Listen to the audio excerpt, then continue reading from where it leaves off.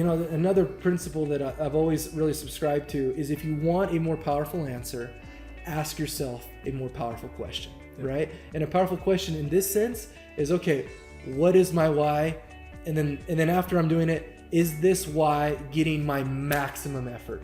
And if not, what would it take to get my maximum effort, right? And when you start to ask yourself those types of powerful questions, now you come up with powerful answers. Yeah. And therein lies your personal secret sauce. And the other thing too is that when you start to have success, a lot of times people fail to do this.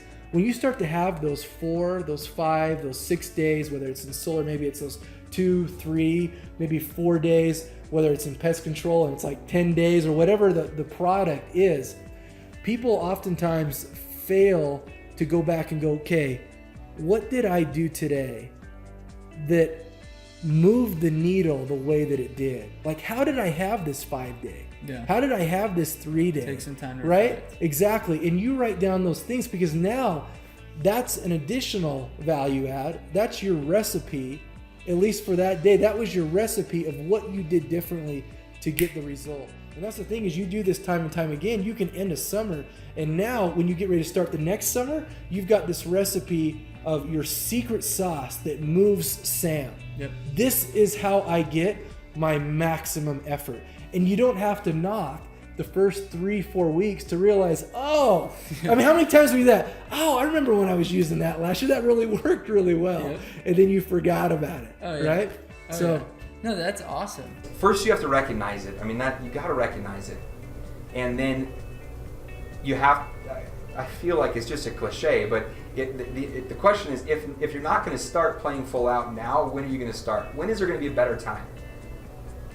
There's not, right? And if you can play full out, doing one of the hardest jobs that I've experienced, and that most of us who've done this and done other things, and you look at anybody from like Mark Cuban to Tony Robbins and all sorts of these, there's big names that have knocked on doors, and they'll assert that it's an incredible vehicle to train yourself in sales and business. And if you could throw yourself into that with 100% now, and the rest of life becomes a little bit easier and simpler, think how good you do that.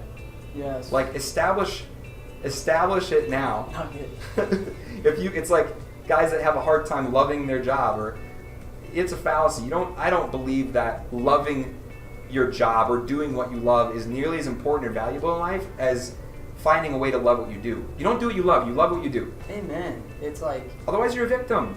I didn't tell them those things directly, but that's kind of the leader I was in the beginning.